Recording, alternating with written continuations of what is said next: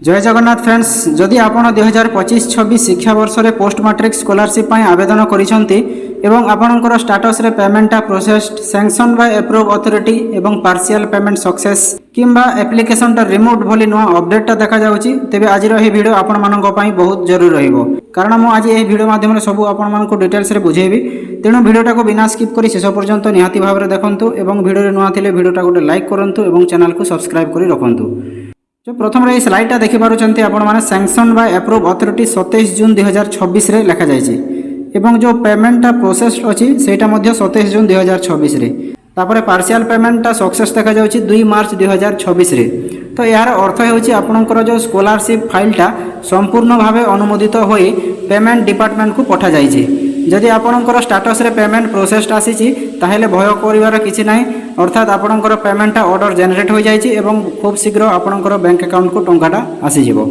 तापर ए जो देखि पारुछंती सैंक्शन बाय अप्रूव अथॉरिटी देखा जाउछि। तो अनेक छात्र छात्री मानकर डाउट रे रहुछंती जे कोनोसी समस्या पई। तो मु आपण मानको कहि दउछि यार तो यह गोटे साधारण कथा डिपार्टमेंट केबे केबे पुणी थरे वेरिफिकेशन मध्य करिथाय जहा द्वारा दुई थर सैंक्शन रो स्टेटसटा देखा जाइथाय। तो यार अर्थ पेमेंट बंद हो जाइछि बोली से बोली आपण मानकर किछि भाइबार नाही। तापर एठी देखि पारुछंती पेमेंटा पेंडिंग फॉर डिसबर्समेंट देखा जाउछि। तो यार अर्थ होछि आपनकर जो स्कॉलरशिप अप्रूव हो जाइछि, आपनकर जो स्कॉलरशिप पेमेंटा अप्रूव हो जाइछि किंतु पेमेंटा ए पर्यंत बैंक को ट्रांसफर करा जाई नाही। तो यही स्टेटस रे थिबा छात्र छात्री माने अल्प किछि दिन अपेक्षा करंतु, निहाती भाव रे आपण मानकर गवर्नमेंट बैच अनुसार पेमेंटा रिलीज करूछंती। तो सेही हिसाब रे आपनकर पेमेंट मध्ये शीघ्र अकाउंट को आसी जिवो। तापर ये जो इमेजटा एठी पुणी थरे देखि पारुछंती आपण मानकर जो application remove from sanction order and moved back to the provisional approve tab. तो ये भली मध्ये बहुत स्टूडेंट्स मानकर स्टेटस रे देखा जाउछि। तो यार अर्थ होछि आपनकर स्कॉलरशिप फाइलटा कोनोसी कारणरो पुणी थरे वेरिफिकेशन पई पठा जाइछि। तो यार कारणटा कोन होई पारे? तो यार कारण होई पारे बैंक अकाउंट इनएक्टिव थिबा, जदि आपण मानकर डीबीटीटा डिसेबल मध्ये होई जाई थाई पारे, आधार सीडिंग रो किछि प्रॉब्लम समस्या मध्ये थाई पारे एवं जो आईएफएससी कोड रहउछि तार मध्ये एरर देखाउ थाई एवं जदि आपनकर नेम मध्ये मिसमैच होछि ताहेले मध्ये आपण मानकर वेरिफिकेशनटा पुणी थरे पठा जाइछि। तो एमिति स्टेटस देखिले आपण तुरंत निज बैंक को जाई चेक आउट करि नियंतु।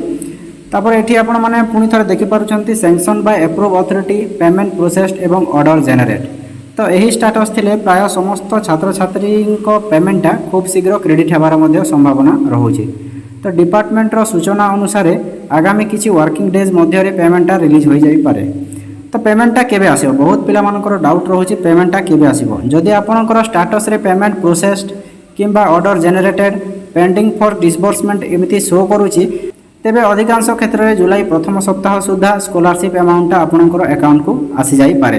तथापि एक्जेक्ट डेटटा कहा को एठी जणा जाई नहीं, कारण पेमेंट बैच वाइज एठी रिलीज करा जाउछि।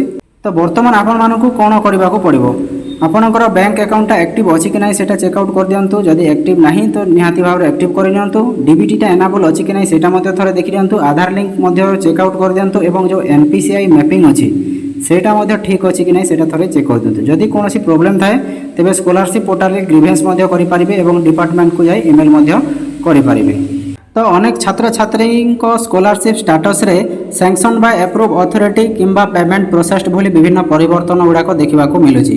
तो यही परिवर्तन गुड़िक जून मासर शेष सप्ताह आरंभ हो पेमेंटा केबे मिलिबो? विभागीय अधिकारी सूचना अनुसार जो मानकर स्टेटस रे पेमेंट प्रोसेस देखा जाउछि सेमानंकु आगामी किछि दिन मध्य रे पेमेंटा मिलि जिवो।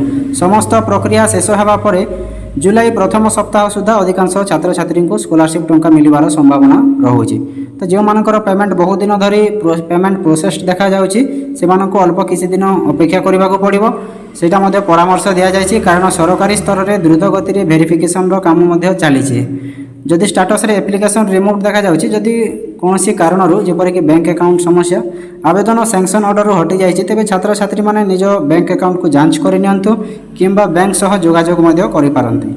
यहाँ पर पुनर्बार आवेदन किंबा करेक्शन करिवार आवश्यकता मध्ये पड़ि पारे। बैंक अकाउंट रो सतर्कता पई आपण छात्र छात्री माने निश्चित करंतु जे सेमानक बैंक अकाउंट रे डीबीटी सक्रिय अछि एवं कोनोसी क्रेडिट लिमिट मध्ये समस्या नाही। जदि आपणकर ଏହା को नै कोनोसी डाउट अछि तेबे आपण पोर्टल रे अभियोग बा ग्रीवेंस मध्ये करि परिबे किंबा विभागीय को ईमेल मध्ये करि परिबे। তো ফ্রেন্ডস আশা করছি পোস্ট ম্যাট্রিক স্কলারशिপ পেমেন্ট অপডেট সম্বন্ধে সমস্ত সন্দেহ আপনার দূর হয়ে যাই আপনার স্টাটসরে কোণ দেখা যাচ্ছে পেমেন্ট প্রোসেসড পেন্ডিং ফর ডিসবর্সমেন্ট কিংবা আপ্লিকেশন রিমুভ যা অছি কমেন্ট মাধ্যমে নিহতি ভাবে আপনার জনাই পারে এবং মু কমেন্টর রিপ্লাই দেওয়া চেষ্টা করবি। তো ভিডিওটা যদি ইনফরমেটিভ লাগি হেল্পফুল লাগি ভিডিওটা গোটে লাইক করতু চ্যানেল को सब्सक्राइब করতু এবং ভিডিওটা বহু মাত্রায় সেয়ার করতু। ধন্যবাদ। জয় জগন্নাথ।